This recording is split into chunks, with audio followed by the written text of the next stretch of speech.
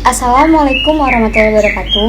Perkenalkan, nama saya Lulu Hamdia dari program studi PGSD Fakultas Keguruan dan Ilmu Pendidikan Universitas Muhammadiyah Profesor Dr. Hamka semester 4.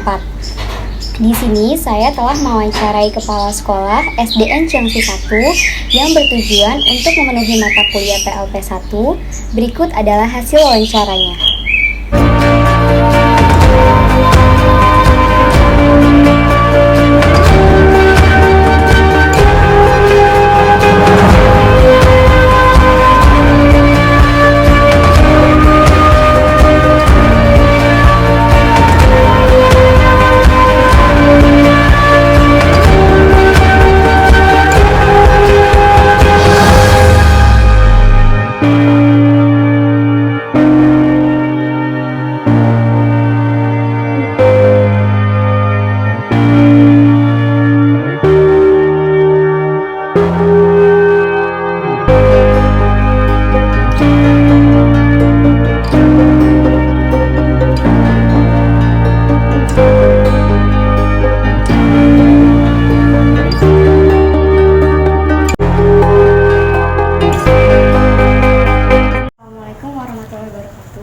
Selamat pagi Bapak Nana, selaku Kepala Sekolah SDN Cilengsi 1.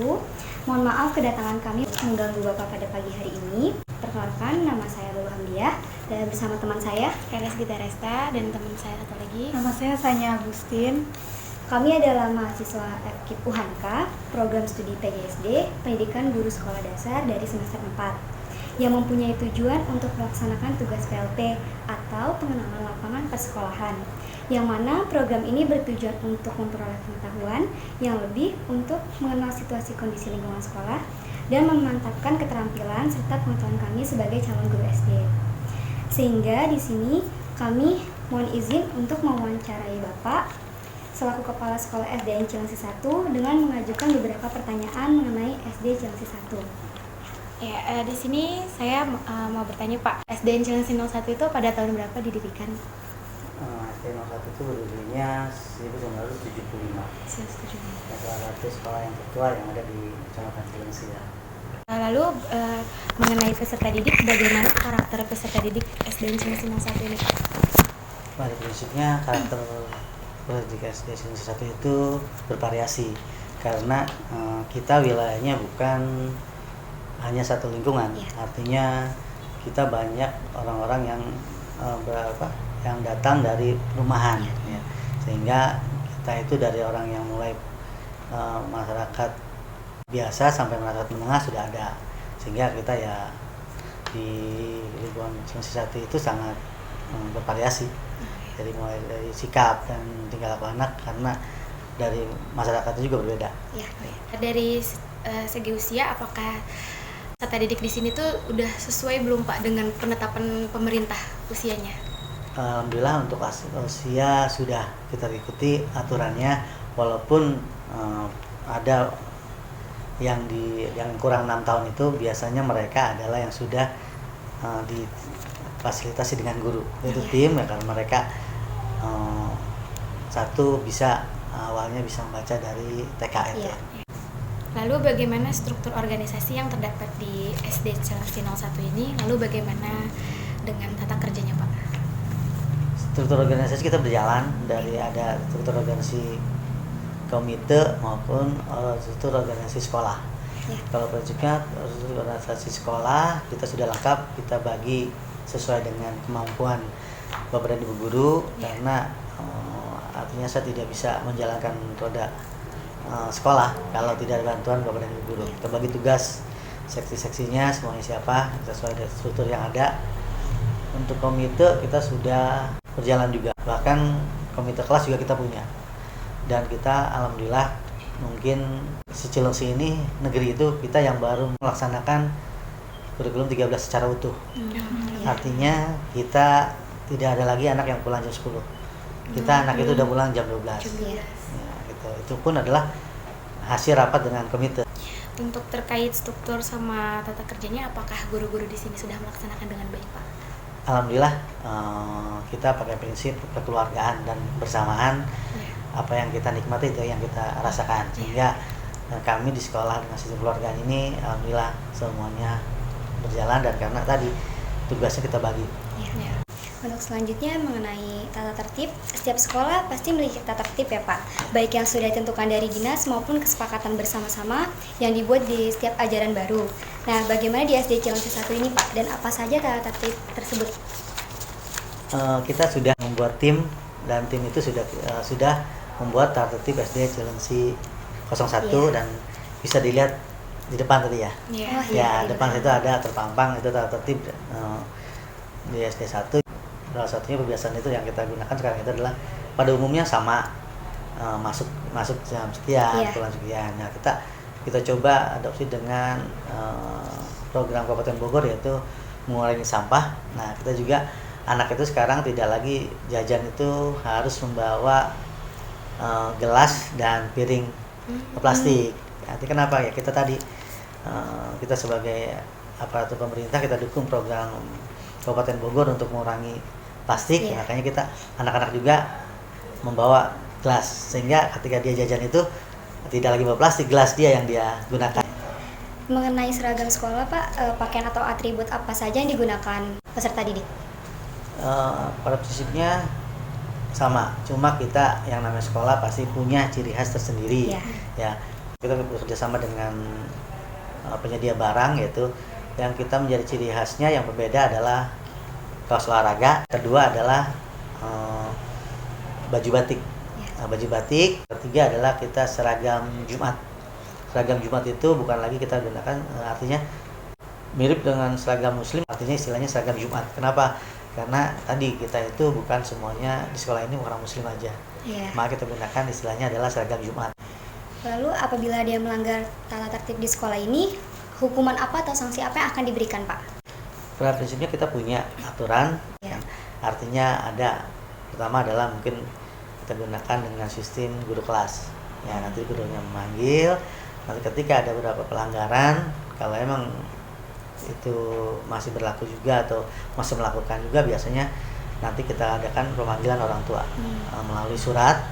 Nah, kalau ada pemanggilan orang tua berarti harus ada sinergi perjanjian orang tua dengan sekolah, bagaimana dengan sikap itu.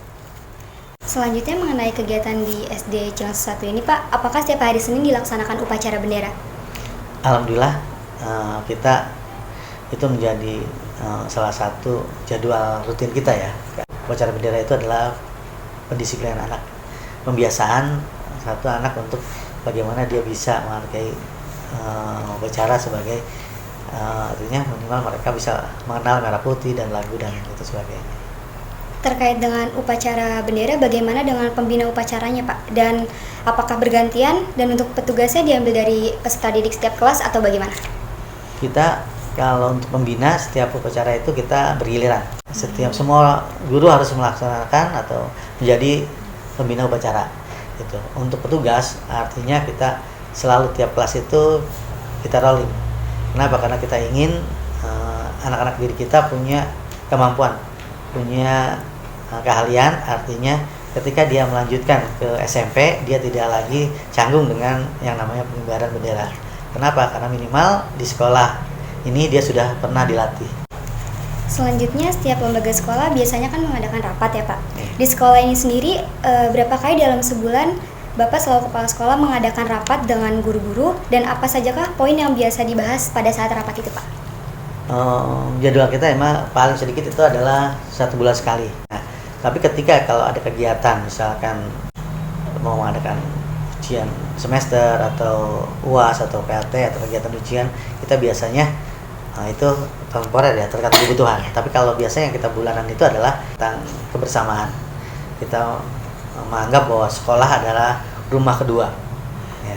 Kenapa? Artinya karena kalau sekolah itu jadikan rumah kedua, insya Allah ketika semua orang betah di rumah, maka sama kita menganggap semua semua personilnya adalah keluarga, sehingga tidak ada lagi yang namanya perbedaan. Kita sama keluarga besar SD Cilengsi 1. Selanjutnya, setiap pertemuan adakah briefing sebelum pelajaran dimulai atau briefing selama pembelajaran seminggu ke depan akan seperti apa gitu Pak? Biasanya kita kalau briefing di hari Sabtu itu tergantung kebutuhan. Karena kita ada kegiatan apa, misalnya ada kegiatan PHBI, biasanya kita buat kepanitiaan dan kita briefing tentang kegiatan tersebut. Untuk kegiatan-kegiatan nasional juga kita itu biasanya kayak Maulid itu kita buat kepanitiaannya, kita buat. Untuk kegiatan-kegiatan misal lomba-lomba juga kita biasa buat hari Minggu sebelum kegiatan itu kita biasanya rapat dulu, karena kita pasti butuh siapa yang mempertanggungjawabkan kegiatan tersebut dan siapa yang akan melaporkan pertanggungjawabannya, baik pertanggungjawaban keuangannya maupun pertanggungjawaban anak tersebut sampai kembali ke sekolah. Selanjutnya akan dilanjutkan oleh teman saya. Ya Pak, apakah di SDN Cilangsi 1 ada ekstrakurikuler? Kita ada ekstrakurikuler, yaitu kita punya pramuka yang wajib, terus juga punya ada pencaksilat, terus juga ada marawis ya. Terus kalau buat pembinanya sendiri itu apakah diwajibkan dari guru yang di sekolah ini atau mengambil pengajar dari luar? Penanggung jawab biasanya guru, tapi yang mengajar biasanya nanti ada, yaitu misalkan pramuka itu adalah ada dari Kuaran. Nanti kita dikirim oleh Kuaran, kita cuma tinggal minta untuk yang melatihnya, biasanya itu dari luar. Pencaksilat juga ada penanggung jawabnya guru sini, tapi nanti yang pelatihnya sama, yang pelatihnya ada dari luar.